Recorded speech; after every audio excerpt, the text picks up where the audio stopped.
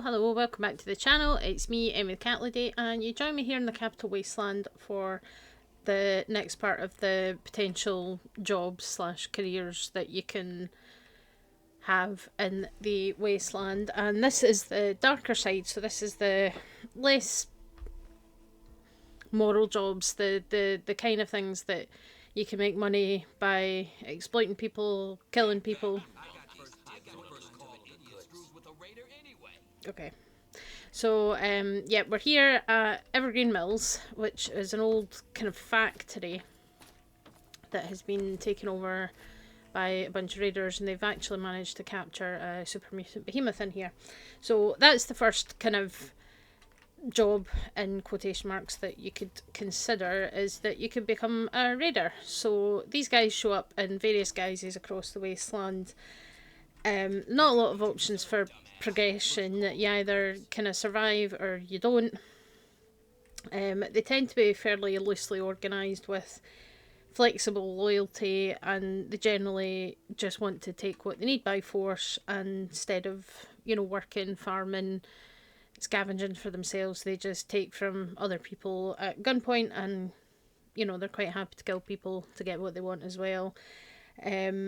Given the way that crime is handled in the Wasteland, it's not a safe job, because it's always a possibility that somebody, you know, you steal from the wrong person and they come and hunt you down and take it all back and kill you for it. So it's definitely not a safe or easy career that you can consider. And some raiders are better organised than others. Some of the tribes that you encounter in Fallout New Vegas, like the Vipers and the Jackals, who are both groups of raiders that were supposed to get more involvement in the original Fallout games but got cut from the game, and then they were supposed to get some involvement in Fallout New Vegas, and again they kind of got cut from the game, so they were in the game but they were just generic raiders really. And there's not much to them, but some of them, like the Khans, are more organised, and the Great Khans that live in the Mojave are better organised. They have a sort of hierarchy of authority, and they've set themselves up quite well. And generally here in the capital Wasteland, the raiders are a lot less well organised. Yeah. So, you know, they're kind of less organised, but here at Evergreen Mills they have kind of set themselves up quite well. It's an old factory, so they've got places for people to sleep and to eat. They've got craft benches, and they've even got a brothel somewhere.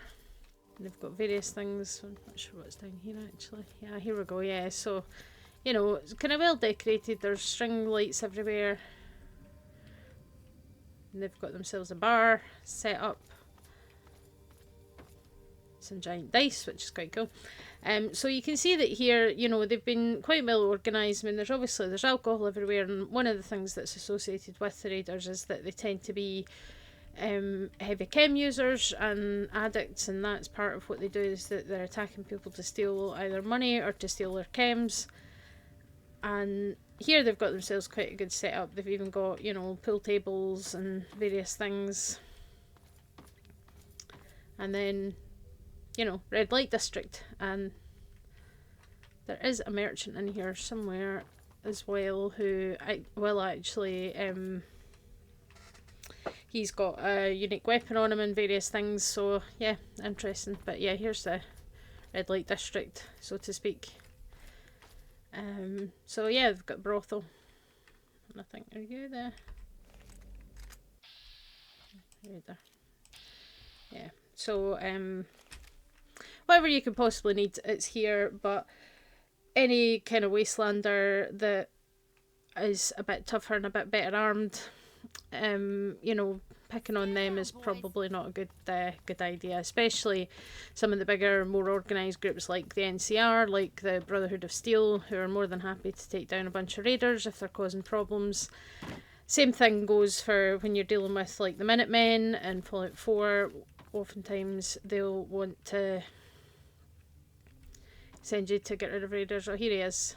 So this is Smiling Jack. So he's got the terrible shotgun. And I'm pretty sure there's a bobblehead in here somewhere as well. But, you know, they've got a good setup, but a lot of the other raiders that you find dotted about the capital wasteland, there's just a small group of them, and they've found a location to hole up in, but they're not really particularly organised or successful. They've just kind of eked out their own little kind of place. We do see some raider gangs that are far more organised than others. For example, in Nuka World in Fallout 4, you've got all the raiders that have set up at Nuka World, and they've got the three gangs with the overboss. Although their kind of alliance is a little bit tenuous. You know, the different gangs don't really like each other. So, you know, that becomes a bit of an issue while you're going through that DLC. And there's groups of raiders in places in Fallout 4 as well where there's a named leader and all that kind of stuff. So it just depends really on where you are and how well set up they've managed to be. You know, if you have loose morals and you don't really want to put in much work yourself, then becoming a raider is certainly an option. Not sure I'm keen on the uniforms and things, but you know, whatever. So that's one of your options, but the alliance between raider gangs can be tenuous and they can end up fighting amongst themselves, that kind of thing as well. So yeah, maybe not the way to go. Another place that you do find better organised raiders, don't really have access to on this save file, is the Pit. So Pittsburgh, post-war Pittsburgh, has been basically raider territory pretty much since the bombs fell. The Brotherhood invaded in 2255 and wiped out a lot of people, but they left one of their own behind, Asher, who they believed was dead, but he survived, and he built up a new gang and got the steel mill, the foundry working, and the idea was to build up arms and use the steel and things to kind of set up their own... Oh, there's a mine. Yep. More mines. So they were looking to set up a new kind of community in some ways, but so yep, had a wee bit of a game crash there, but basically the Asher at the Pit, they discovered that people were getting sick because of the pollution and the radiation. There's this new sickness that was turning people into wild men or into trogs, and they were looking for a cure for that. So basically the raiders at the Pit started buying slaves from the capital wasteland to replace any that die or fall victim to the illnesses and that kind of thing. So again, better organised because you had someone who presumably had some training, given that he was in the Brotherhood of Steel. So he's come in and said, you know, I know how to solve this, I know how to sort things out, so this is what we're going to do. And that's what he did. So the other potential option is you could become some kind of mercenary, and mercenaries can be hit or miss. Yeah, so another option, if you're feeling like you want something a wee bit more messy, a wee bit more interesting, is that you could become a mercenary. And it's a bit of a mixed bag because you'll find some groups that are more willing to do questionable things and the morally evil things. For example, these guys, Talon Company. The Gunners kind of fall into this category as well. The Talon Company, they hunt you down if your karma's too good, which I think mine is actually on this character. Yeah, so if you've got good karma, the Talon Company will hunt you down for being a lone wanderer goody two-shoes. And they have no issue, even if it comes to basically wiping out an entire town, something like that. The Talon Company will do it, they don't care. And the Gunners are kind of along that same line as well in the Commonwealth. So, you know, you could be a good mercenary and just hunt down evil people and deal with problems that way. Or if you really, really want to just be horrible, which you're more than welcome to do, that's the point of an RPG, then you know, something like the Talon Company and siding with those kind of people, you could do that. But again, it's a dangerous job because not all Wastelanders are going to be pushovers, and you never know when you're going to come up against someone that can fight back and defend themselves against you. So that's one option that you have. And then there's another one along similar lines. But if you want something that's messier with maybe a wee bit more of a personal touch, then you could become a contract killer. So there's a perk that you can take. There's two versions of this actually. So there's contract killer and then there is lawbringer. So lawbringer is the one where if you kill an evil character, they have a finger that you can take to the regulator's HQ and they'll pay you for it and give you good karma. And then the evil karma version is contract killer. So if you kill someone that's considered a good character, then they drop an ear on their corpse. If you would let me show. So they drop an ear on their corpse and that can be sold to a certain person whose identity is only disclosed when you take the perk for Cap's negative karma. It is also possible, as you can see, to actually have both of these perks. What on earth is that? Oh. Hello, Enclave. Why are you here? Must be a random encounter. Anyway, so if you take contract killer, then you come here to the scrapyard and here we go.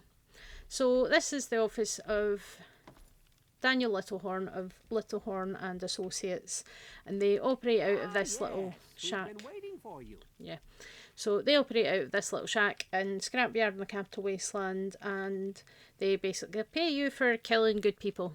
So that's an option, and they're pretty well organised. You know, like you can see, we've got some secretaries here, 4 of them that are typing away on typewriters that have no paper in them. So, you know, but they're here and they're working away, and then this man's in charge with a very kind of interesting painting behind them. And yeah, that's something that you can do. So Come in. if you don't want to actually do the messy stuff, then I guess you could apply to work as a secretary for them as well. But yeah, the kind of Assassin's Guild kind of thing of the capital Wasteland. So, you know, that's something that you could do. You could be a bounty hunter or assassin, whichever term that you prefer. Bounty hunters tend to be the ones that go after people that have done bad things, while assassins, you could be going after people that do good things. So, you know, that's a thing that you could do. Here we go. The final example of an extremely morally questionable job that you can have, which is one that in this game certainly you can actually do and make some money from. So we're here at Paradise Falls, quite a distinctive location because you've got the big statue of the boy with some ice cream. This used to be... I'm just getting stuck on rocks here. Oh, for God's sake. Ugh, right. So, yep, Paradise Falls. It was a shopping mall, I believe, at some point, presumably with a big ice cream shop, and now it's a slaver compound. So, it's run by a man with a fabulous name, Eulogy Jones, and they kidnap people as slaves and sell them on to people for caps. So, you know, earlier this week we talked about Alistair Tenpenny and how he owned slaves at one point. They sell a bunch of slaves to the pit, and you can even sell children into slavery to these people. There's at least 2 kids that you can actually sell to these guys as slaves, one of them being Brian Wilkes from Greyditch from the quest Those, and the other being a little girl called Bumble from Little Lamplight that you can convince to leave and go off to be a slave, which, you know, is pretty horrific when you think about it. But if you want to be that kind of an evil person, then come see these guys. They won't really let you in unless you pay them, or you have low karma, or you have already helped out with some of the slavers elsewhere in the world. And of course there are other societies that keep slaves, particularly Caesar's Legion is known for it in Fallout New Vegas. So that's an option. Again, morally speaking, it's not good, but if you want to do that, and it is quite lucrative, even selling children into slavery, you monster. But 250 caps a piece is quite a lot of money, especially in Fallout 3's economy. So, if you really need money, then kidnapping people and selling them for caps is an option that you could take. And then they can be stuck doing the horrible jobs nobody wants, to be treated like crap. So, you've got to do what aligns with your own moral compass, really. And that's kind of the question here is, if you want to make money, do you want to do it in a good way where people aren't harmed, or do you not care and you're more than happy to kill people for money or sell them into slavery for money? These are options that you could have, and it's really up to yourself where your moral compass lies. As we all know from, history, real life, not everybody has the same opinion on what's moral, what's good and what's not. And I think we can all agree that murdering people for money and enslaving people to make money, it's generally on the evil side of the coin. But when the world's a blasted wasteland, people do what they feel they have to in order to survive. So that's some of the more morally questionable jobs that you could have in the Fallout Wasteland. Next time we're going to talk a bit about wasteland medicine. That might be a couple of videos just to talk about it, because I think there's some interesting things. We haven't really talked about people working as doctors or nurses or scientists yet, because I think that's a whole subject in its own, given that there's not really any universities around for people to be training to be doctors. How the vaults keep people as doctors, the vaults at least that are still functioning with actual people in them that need doctors, how's that all organised, and how do they train, how do they learn what they're doing? So that's going to be the next topic in this series, but hopefully you found this one interesting. And definitely, let me know in the comments what you think and what kind of job you think you would want to do if you found yourself in a world like Fallout, or if you found yourself in the Fallout universe, what job would you do and why? Because I think that'd be a very interesting conversation to have. So let me know in the comments. If you like this, don't forget to subscribe to see more, and I'll see you all next time. Bye.